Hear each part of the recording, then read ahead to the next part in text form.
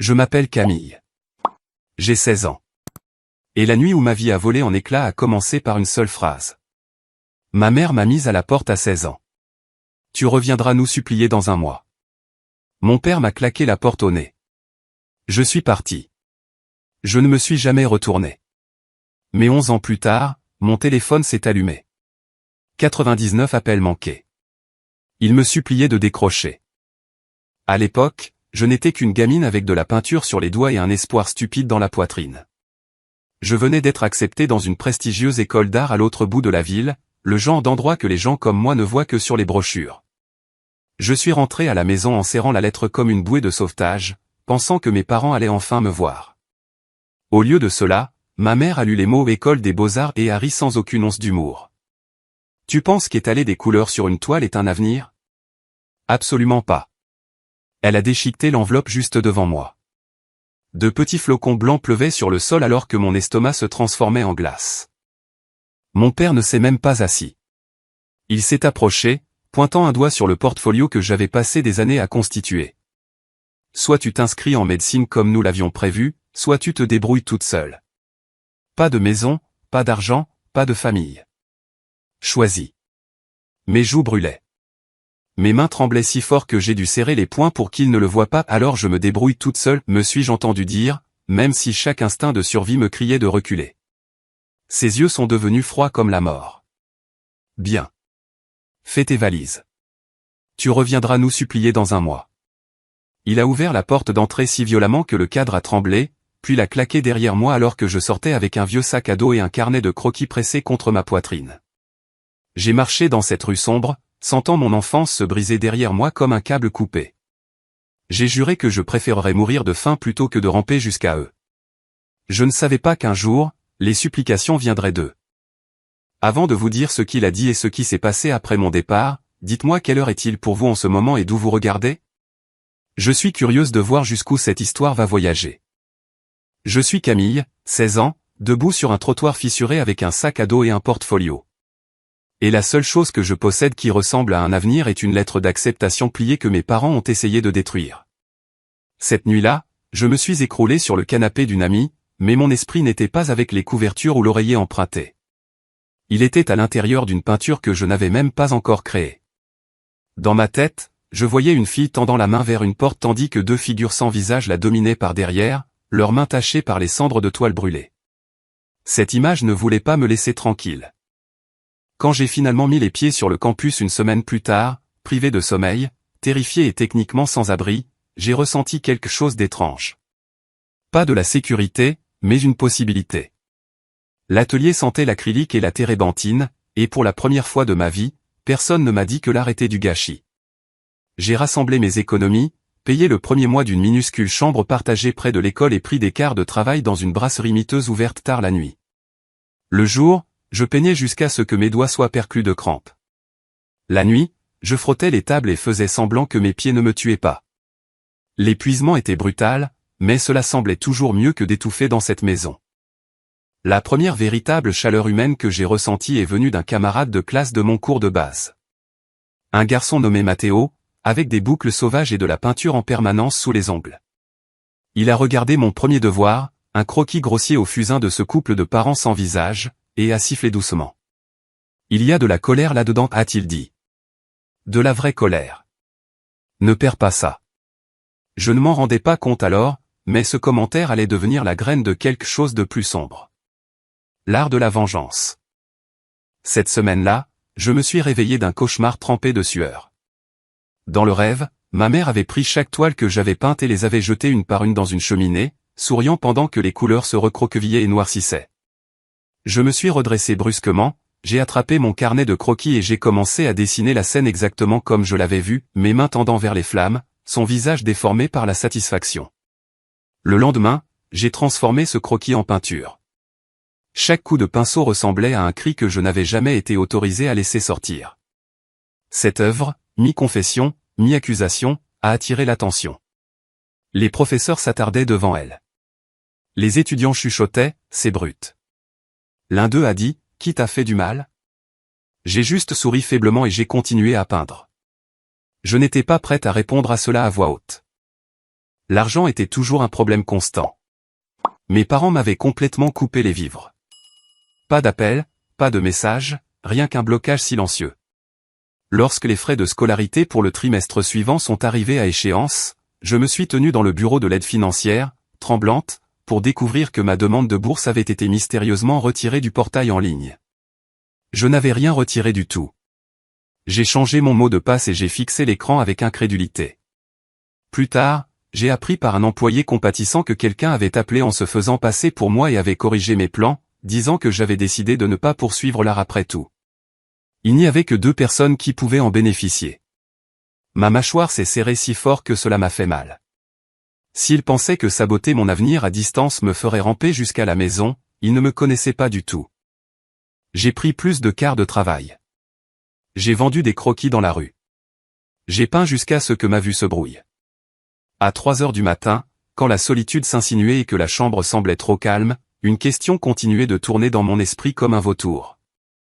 Oseriez-vous vous éloigner de tout ce que vous avez toujours connu, même si vous saviez que la solitude vous rongerait chaque nuit? Au moment où l'exposition étudiante de mi-année est arrivée, j'avais transformé ma colère en une série. 3 grandes toiles. Un enfant offrant une peinture lumineuse à 2 adultes ténébreux. Les adultes la déchirant en 2. L'enfant s'éloignant, serrant les morceaux déchirés comme une armure. Mon mentor m'a poussé à les soumettre comme un ensemble. Les gens ont besoin de voir cette histoire, a-t-elle dit. C'est laid et honnête. C'est ce qu'est le bon article. Le soir du vernissage, la galerie bourdonnait de bavardages, de vin bon marché et du claquement de chaussures coûteuses sur le béton poli. Je me tenais près de ma série, les paumes moites, faisant semblant de ne pas surveiller chaque réaction comme si ma vie en dépendait. Certaines personnes fixaient en silence, d'autres se penchaient pour lire le petit carton de titre « Héritage ». Un garçon que j'avais vu dans les parages m'a fait un signe de tête. « Qui sont-ils » a-t-il demandé en pointant les silhouettes d'ombre. « Mes parents » ai-je dit simplement. Il a ri maladroitement, pensant que je plaisantais. Je ne l'ai pas corrigé. Alors que la salle se remplissait, mon téléphone a vibré dans ma poche. Numéro inconnu. Je l'ai ignoré. Puis encore, et encore. Je l'ai mis sous silence, me forçant à me concentrer. C'est alors que je l'ai senti. Le changement dans l'air. Le genre de calme qui n'est pas du silence, mais une tension qui se tend comme un câble. J'ai regardé vers l'entrée et j'ai presque arrêté de respirer. Ma mère se tenait dans l'embrasure de la porte, habillée comme si elle assistait à un gala d'entreprise, les yeux balayant la pièce avec ce mélange familier de jugement et de calcul. Pendant une seconde, j'ai cru que j'hallucinais, un mirage induit par le stress. Mais alors son regard s'est verrouillé sur ma série. Son visage s'est durci. Elle s'est dirigée vers mon travail avec des pas lents et délibérés. La foule s'est écartée autour d'elle comme si elle pouvait sentir l'orage. « Qu'est-ce que c'est » a-t-elle sifflé quand elle a atteint mon coin, sa voix basse mais empreinte de venin. « Est-ce ainsi que tu nous dépeins ? Comme des monstres ?» La chaleur est montée à mon visage, mais je n'ai pas détourné le regard. « Si le chapeau te va. » Ses yeux ont lancé des éclairs. Elle s'est approchée de la peinture la plus proche, celle où les adultes déchiquettent le travail de l'enfant, et a levé la main comme si elle voulait arracher la toile du mur. Pendant un battement de cœur, j'étais de retour dans le salon de mes parents, regardant mon père casser mon carnet de croquis en 2 et le jeter à la poubelle pendant que ma mère disait « Tu nous remercieras pour ça un jour ». Mon estomac s'est tordu si violemment que j'ai cru que j'allais être malade. « Ne fais pas ça » ai-je dit, ma voix stable même si mon pouls rugissait dans mes oreilles. Toucher l'œuvre est contre les règles de la galerie. Les gens avaient commencé à former un demi-cercle autour de nous. Des chuchotements volaient dans l'air. Elle a semblé remarquer enfin le public. Ses lèvres se sont retroussées en un sourire cassant, mais ses yeux sont restés tranchants. C'est donc ce que tu faisais. Peindre notre drame familial pour des inconnus? Tu nous embarrasses. Tu t'es embarrassé toi-même, ai-je répondu calmement. Je ne fais que documenter.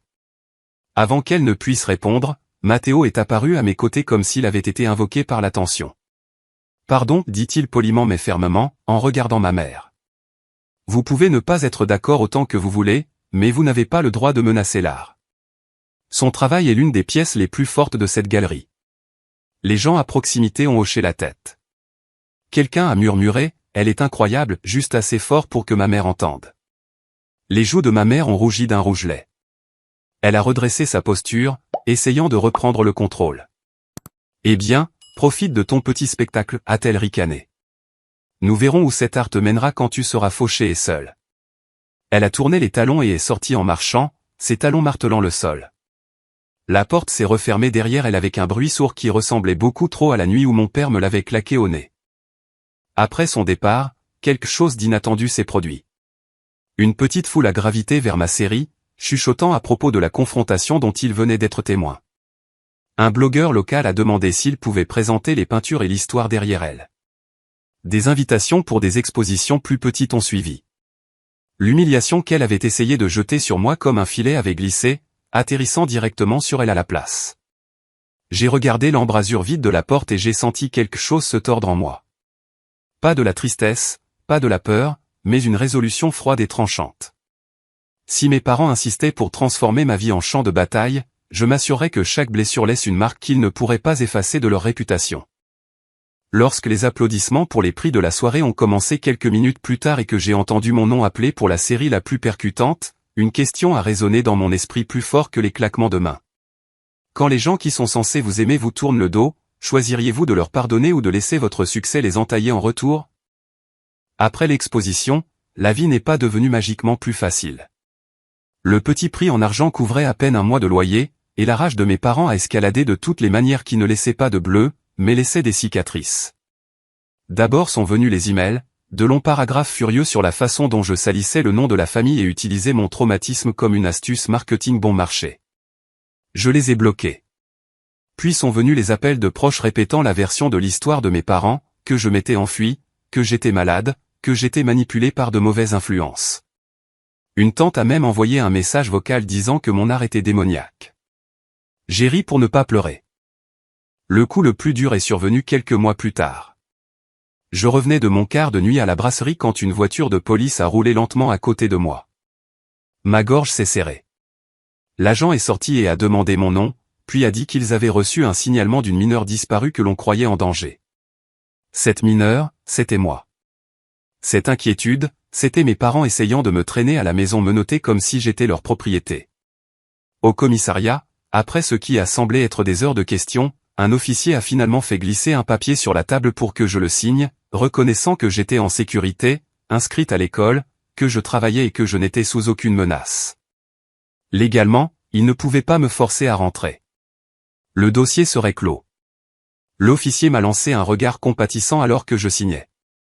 Certains parents ne savent pas quand lâcher prise, a-t-il murmuré. Je suis sorti dans l'air nocturne, les mains tremblantes, la fureur bouillonnant juste sous ma peau.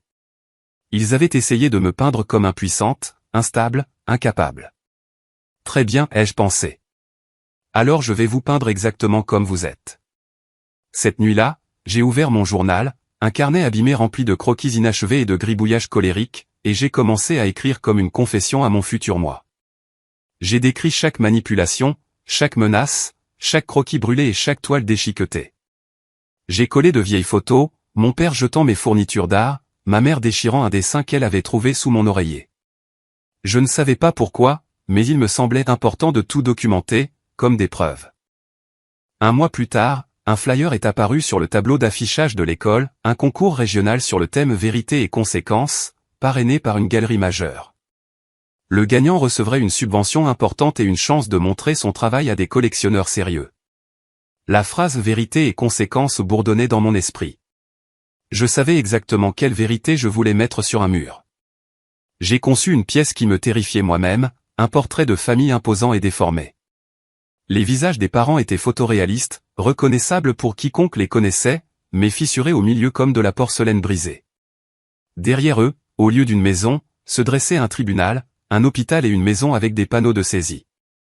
Des images de l'avenir que je leur souhaitais chaque fois qu'ils disaient que je reviendrais en rampant.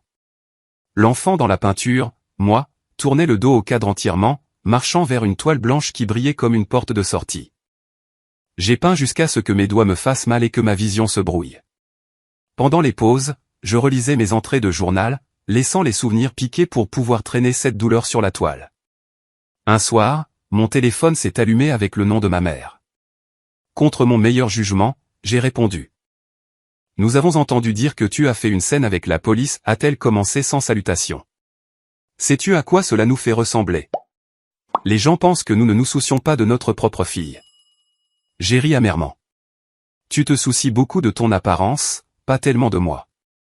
Il y eut une pause sur la ligne. Puis la voix de mon père est arrivée, dure et tranchante. Tu es toujours notre responsabilité jusqu'à tes 18 ans.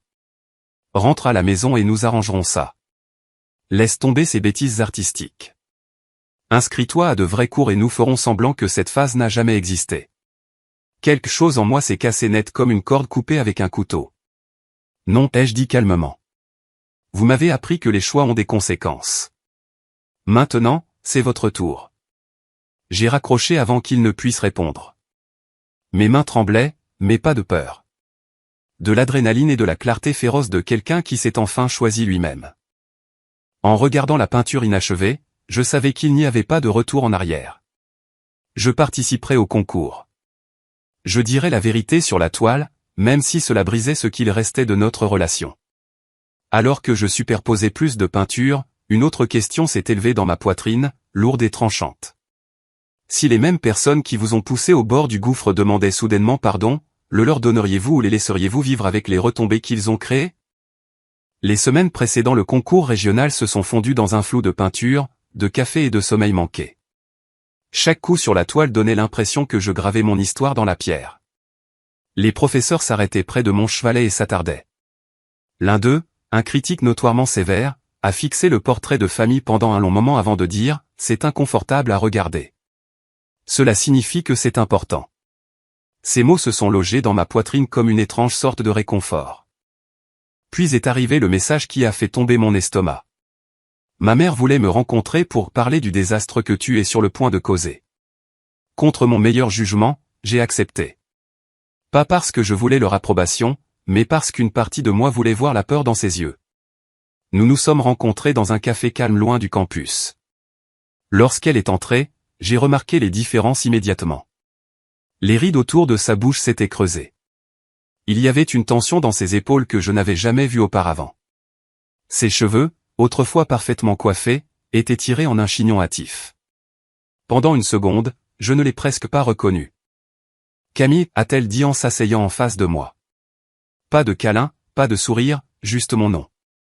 J'ai vu le flyer. Ton école a publié ton inscription en ligne. As-tu une idée de ce que cette peinture va nous faire? J'ai pris une gorgée lente de mon café, laissant le silence s'étirer.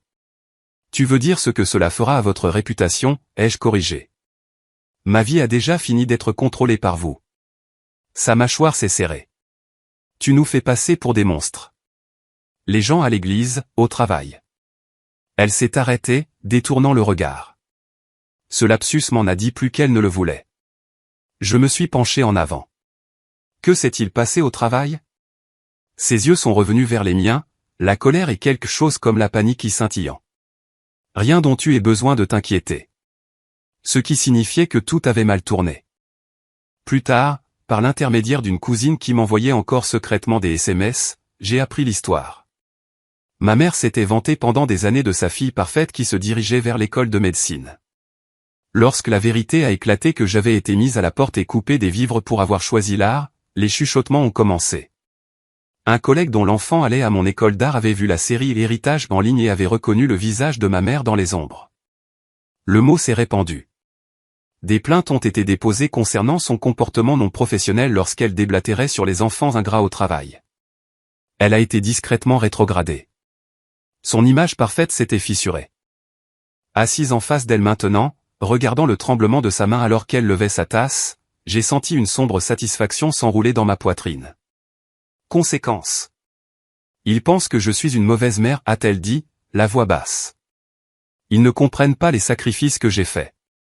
Tu as mis le feu à mes rêves et ensuite tu as été surprise quand la fumée est apparue, ai-je répondu. Son regard s'est braqué sur moi, blessé. J'ai fait ce que je pensais être le mieux. Je voulais de la stabilité pour toi, une vraie carrière. Non, ai-je dit en secouant la tête. Tu voulais le contrôle. Il y a une différence. Pendant un moment, le masque a glissé. Je n'ai pas vu la femme froide et exigeante avec qui j'avais grandi, mais une humaine fatiguée et effrayée dont la vie soigneusement organisée s'effondrait. Je suis désolé, a-t-elle chuchoté. Les mots étaient si doux que je les ai presque manqués. Je ne pensais pas que cela arriverait. Je ne pensais pas que tu partirais vraiment. La colère a éclaté. Tu m'as dit que je reviendrais en suppliant dans un mois. Ses yeux se sont remplis de larmes. J'avais tort. Sa voix s'est brisée. Veux-tu que je dise que j'avais tort? Bien, j'avais tort. Mais cette peinture, elle détruira tout le respect qu'il nous reste. L'entreprise de ton père dépend de cette image, nos finances. Voilà. La vraie raison, pas ma douleur, leur argent. Je me suis rassise, laissant la réalisation s'imprégner. Donc, tu n'es pas là pour me comprendre, ai-je dit calmement. Tu es là pour me demander de te protéger à nouveau. Elle a dégluti, incapable de le nier. Tu pourrais peindre autre chose, a-t-elle dit. Quelque chose de moins personnel. Si tu retires cette pièce du concours, ton père et moi pouvons t'aider. Nous pouvons payer tes frais de scolarité. Nous pouvons régler les problèmes de bourse. Nous pouvons arranger ça. L'offre planait entre nous comme une fleur empoisonnée. Sécurité, stabilité, à condition que j'efface la vérité. Je l'ai regardée et j'ai vu des flashs de mémoire. Elle déchirant ma première peinture. Elle restant silencieuse pendant que mon père me disait de sortir. Elle appelant la police au lieu d'appeler pour demander si j'allais bien. Vous n'essayez pas d'arranger les choses, ai-je dit finalement. Vous essayez de rembobiner vers une version de moi qui n'existe plus. Elle a tressailli un instant. Le bruit du café s'est estompé et c'était juste nous, mère et fille, en équilibre sur le bord d'un choix qui déciderait de tout. Tu veux savoir quel genre de mère tu es, ai-je demandé doucement. Tu es la raison pour laquelle mon art a des dents. Je me suis levé, reculant ma chaise. Je ne retirerai pas la peinture. Elle m'a regardé, les yeux brillants d'un mélange de fureur et de blessure. Si tu fais ça, ne viens pas vers nous quand tout s'effondrera. J'ai failli rire. Vous vous êtes déjà assuré qu'il n'y avait nulle part où revenir. En sortant du café, mes mains tremblaient. Pas de peur, mais de la puissance brute de refuser enfin d'être acheté. Une pensée résonnait dans mon esprit comme un battement de tambour. Une seule excuse peut-elle jamais effacer des années à s'entendre dire que vos rêves étaient sans valeur? Ou y a-t-il un point où désolé arrive trop tard pour compter? La semaine du concours régional ressemblait à se tenir dans l'œil d'un cyclone, un calme surnaturel, avec le chaos tourbillonnant juste hors de vue. J'ai à peine dormi. Mais cette fois, ce n'était pas par doute. C'était l'adrénaline de quelqu'un sur le point d'allumer une allumette dans une pièce remplie de papier sec. Le lieu du concours était immense. Un entrepôt reconverti avec de hauts plafonds et des murs blancs qui faisaient hurler chaque couleur. Ma pièce, vérité et conséquence, était accrochée sur un mur central impossible à manquer. Les imposants visages fissurés de mes parents veillaient sur la salle comme des seins brisés dans un vitrail. Les panneaux de saisie et les couloirs d'hôpitaux derrière eux étaient dessinés avec une précision impitoyable. L'enfant qui s'éloignait brillait au bord du cadre, se dirigeant vers cette toile blanche lumineuse. Pendant l'installation, j'ai passé mes doigts légèrement sur la peinture séchée, me souvenant des nuits où j'avais peint jusqu'à ce que mes mains soient engourdies. J'avais caché de petits détails dans l'œuvre.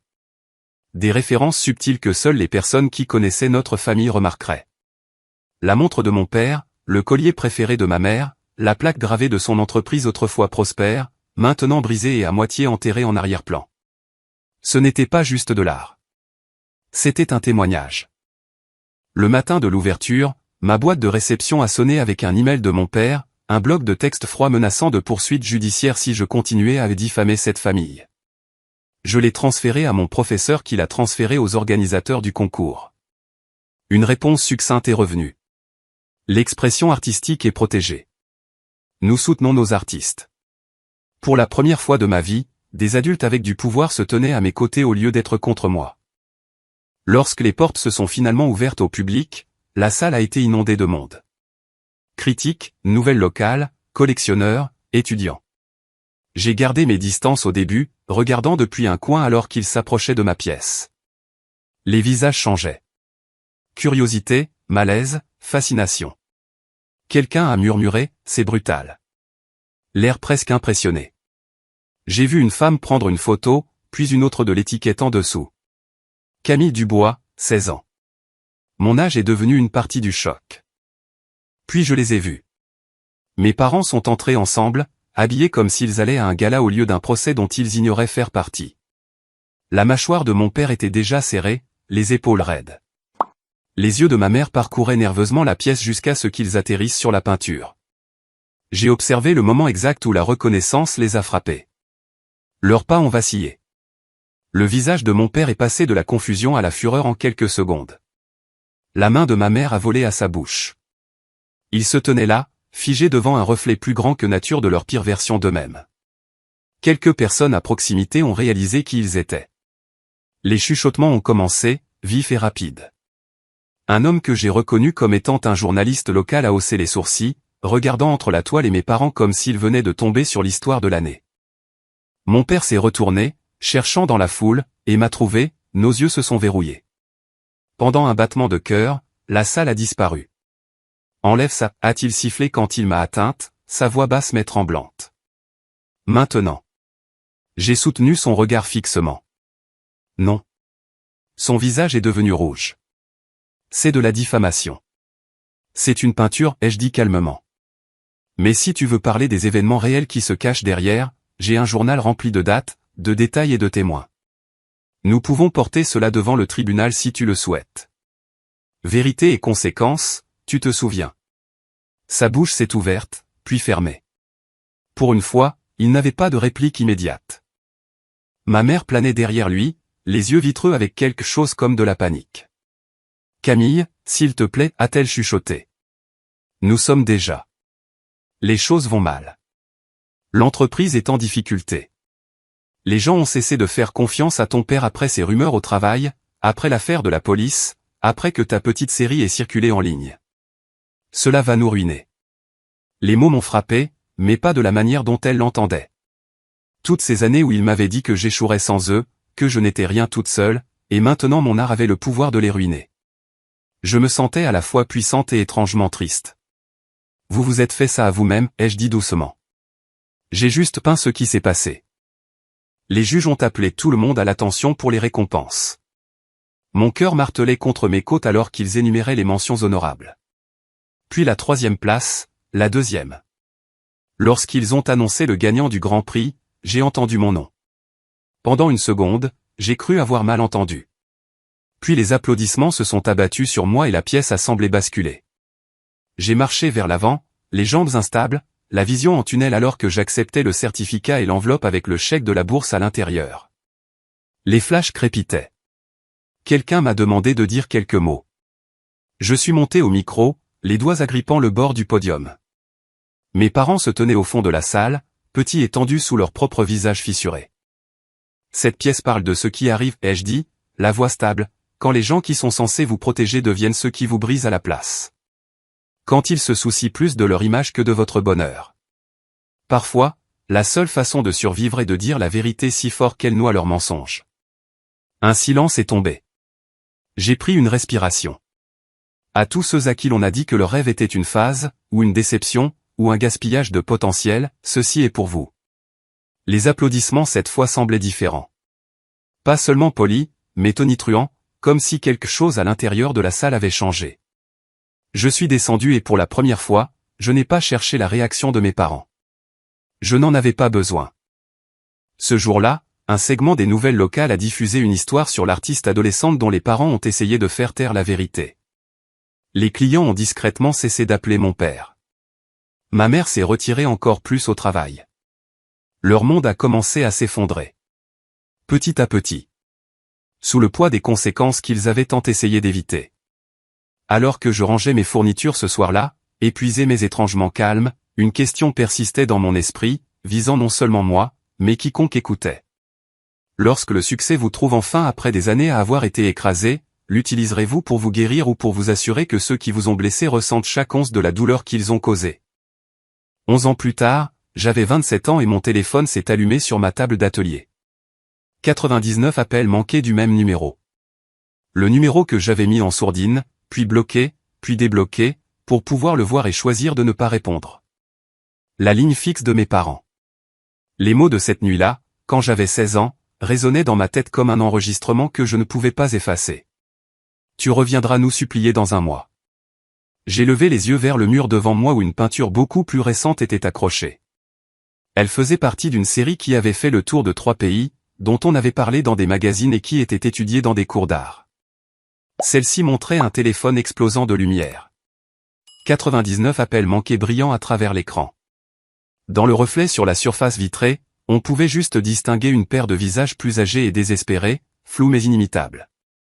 Derrière le téléphone, la silhouette d'une femme se tenait à une fenêtre ouverte regardant vers une ville au lieu de regarder vers l'appareil qui sonnait. Cette femme, c'était moi. Ma carrière avait décollé après le concours. La bourse a payé le reste de l'école d'art. Les commandes ont suivi. J'ai donné des ateliers, vendu des impressions, signé avec une galerie qui comprenait que je ne peignais pas juste de jolies images. Je peignais la survie. Les gens qui ont grandi comme moi se voyaient dans mon travail et m'écrivaient du monde entier. Pendant ce temps, la vie de mes parents suivait le chemin que j'avais imaginé dans ce portrait brutal il y a des années.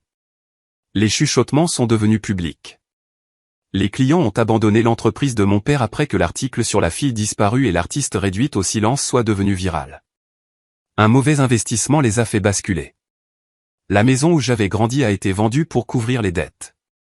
Ils ont déménagé dans un appartement exigu loin du quartier soigné dont ils se vantaient autrefois. J'ai appris ces détails non pas parce que je suis allé chercher, mais parce que l'Internet n'oublie jamais, et notre ville natale adorait les potins. La première fois que ma mère a appelé, après des années de silence, j'ai laissé aller sur la messagerie vocale. Sa voix était plus petite, effilochée. « Camille, nous n'allons pas bien. La santé de ton père. Nous aurions vraiment besoin de ton aide. Rappelle-moi juste, s'il te plaît. » Je ne l'ai pas fait. Pas à ce moment-là. Au lieu de cela, je suis allé à mon atelier et j'ai peint, canalisant le nœud compliqué de pitié et de rage en couleurs. Ce n'était plus de la simple haine. C'était plus lourd, plus emmêlé, une colère entrelacée avec le souvenir d'être une fille de 16 ans sur un trottoir froid avec nulle part où aller. Maintenant, en ce mardi ordinaire, l'écran hurlait 99 appels manqués. Ma poitrine semblait serrée, le souffle court, pas de peur, mais du poids de ce que décrocher ou ne pas décrocher signifierait.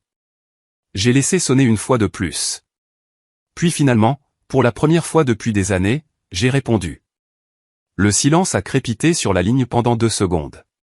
Puis la voix de ma mère est arrivée, brute et rauque. Camille. Je pouvais entendre du bruit en arrière-plan. Des moniteurs d'hôpital, des annonces lointaines. Nous avons essayé de te joindre. J'ai remarqué, ai-je dit, gardant mon ton neutre. Que veux-tu? Il y eut une pause, puis la voix de mon père, plus faible que je ne l'avais jamais entendue. Nous avons besoin d'aide. Les frais médicaux, les dettes, nous perdons tout. Un rire amer est monté dans ma gorge avant que je ne puisse l'arrêter. J'ai tout perdu à 16 ans. Nous avions tort, a-t-il dit. Les mots traînaient comme s'ils faisaient mal à dire. À propos de ton art, à propos de la façon dont nous t'avons traité. Je sais qu'il est trop tard pour demander, mais s'il te plaît, nous te supplions. Le mot supplions a plané dans l'air entre nous, lourd d'ironie. Il m'avait dit un jour que je reviendrais en suppliant.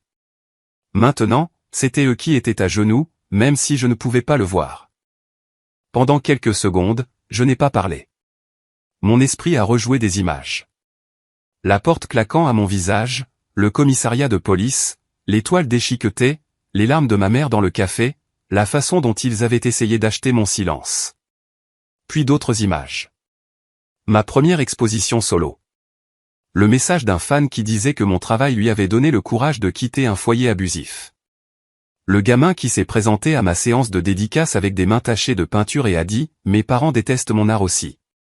Mais je n'abandonne pas. » J'ai marché vers la fenêtre, regardant la ville qui était devenue ma vraie maison. Voici le truc, ai-je dit lentement. J'ai construit cette vie sans vous. Chaque toile, chaque chèque de paie, chaque nuit sans sommeil. Vous n'étiez pas là. Vous étiez la raison pour laquelle j'ai dû me battre si fort en premier lieu. La voix de ma mère tremblait. Nous savons et nous sommes désolés. Vraiment. Pouvons-nous au moins te voir? Parler? Essayer d'arranger les choses? Mes yeux picotaient, mais je refusais de laisser tomber les larmes. Vous voulez le pardon maintenant que vous avez tout perdu, ai-je murmuré.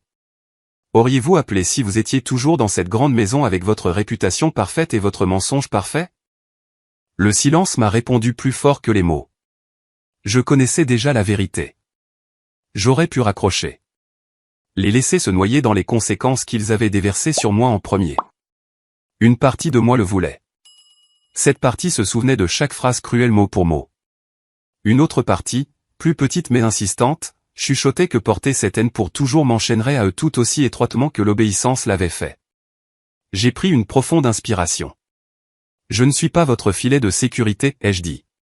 Je ne serai pas votre banque. Je n'effacerai pas ce que vous avez fait. Leur respiration s'est coupée, mais j'ai continué, me surprenant moi-même.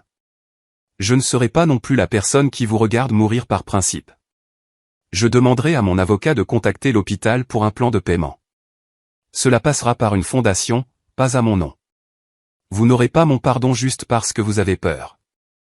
Cela doit se mériter lentement au fil du temps.